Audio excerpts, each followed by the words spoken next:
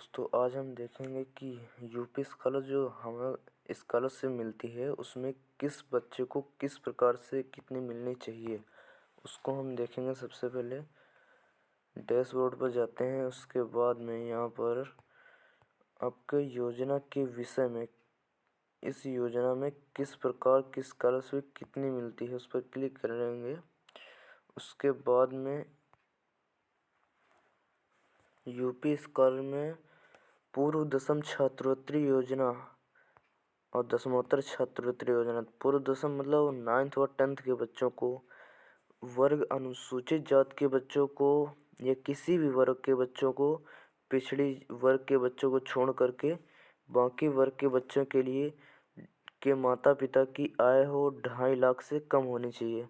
ये आय 2.5 लाख से कम होनी चाहिए। ये अनुसूचित जाति, सामान्य वर्ग और उपलब्ध बजट की सीमा तक निर्धारित वरीयता वाले अल्पसंख्यक वर्ग व अनुसूचित जनजाति वाले स्टूडेंट्स के लिए होता है।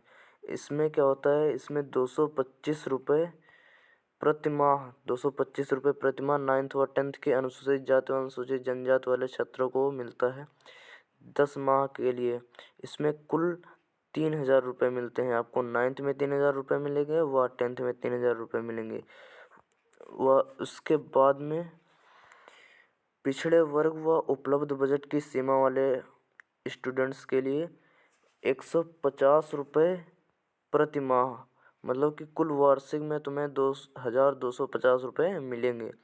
इसके लिए माता पिता की वार्षिक आय कितनी होनी चाहिए? 2 लाख रुपये होनी चाहिए। 2 लाख रुपये से नीचे होनी चाहिए।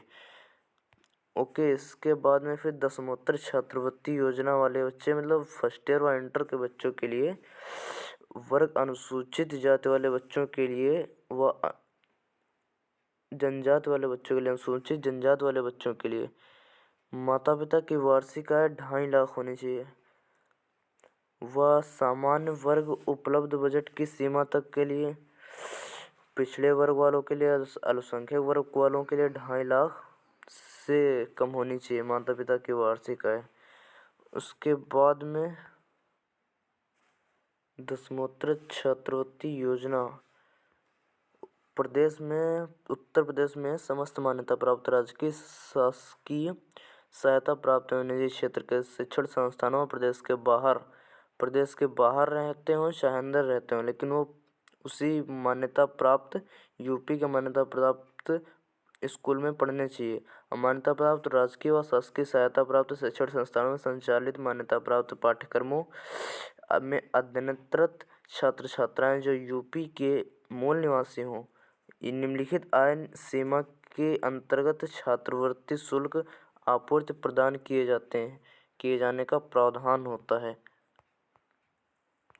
इसके बाद में फर्स्ट ईयर इंटर के बाद में जो उच्च क्लास वाले स्टूडेंट्स होते हैं उनके लिए कुछ अलग प्रकार से इसमें आपको दिख रहा होगा कि जो सामान्य वर्ग के हैं उनका और जो अनुसूचित जनजाति व जनजाति के हैं उनका, इनका आवासीय 1200 है, इनका 13,000 है। मतलब ऐसा नहीं है कि इनका ज़्यादा है, इनका वार्षिक दिया है, इनका मासिक दिया है, इनका वार्षिक दिया है, इनका मासिक दिया है। लगभग तक ये बराबर ही होता है। दिवा छात्रों के अलग होता है। यहाँ पर दिवा छात्रों के लिए ये होगा और पिछड़े वर्ग वालों के लिए ये रहेगा। इसके बाद में इनका पिछड़े वर्ग वाले स्टूडेंट्स का 1,200 रुपये पर माह और इनका वार्षिक रहता है 13,000, 13,500 रुपये।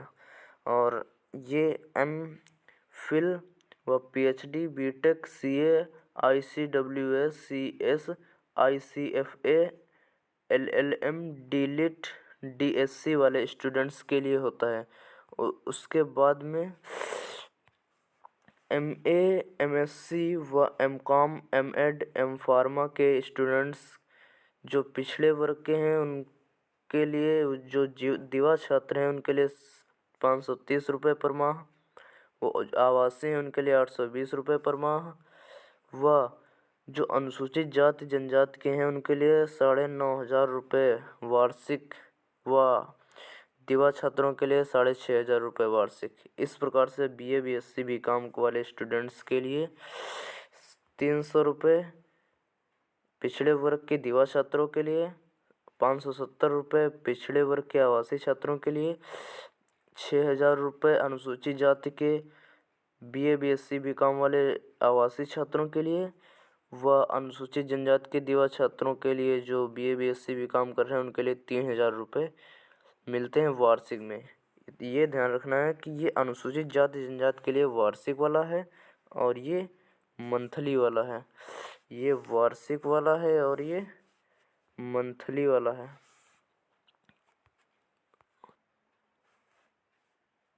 ये आपका मंथली रहेगा पिछड़े वर्ग वालों के लिए, पिछड़े वर्ग वालों के लिए मंथली है और SC ST कास्ट वालों के लिए वार्षिक में दिया गया है। ये वार्षिक में है और ये मंथली में है।